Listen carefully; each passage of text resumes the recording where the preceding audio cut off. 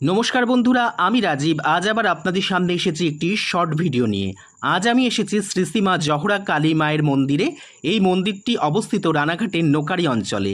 এই মন্দিরে এসে পুজো দিতে চাইলে পুজো দেওয়ার যাবতীয় সামগ্রী আপনি এখান থেকে পেয়ে যাবেন। এছাড়াও আছে এখানে মনস্কামনা পূরণের জন্যে ঢিলা বাঁধারও জায়গা। এই মন্দির সকাল 7টা থেকে দুপুর 1টা পর্যন্ত খোলা থাকে এবং বিকাল 5টা থেকে রাত্রি 8টা পর্যন্ত খোলা থাকে। এই মুহূর্তে আপনারা দর্শন করছেন মা জহরার মূর্তি। অনেক ভক্ত এখানে এসেছেন পুজো দিতে। আমরা সকলে মাকে ভক্তিভরে প্রণাম জানাবো এবং মায়ের কাছে প্রার্থনা করব, মা সকলের মঙ্গল করো। ভিডিওটি আজকের মতো এখানেই শেষ করব।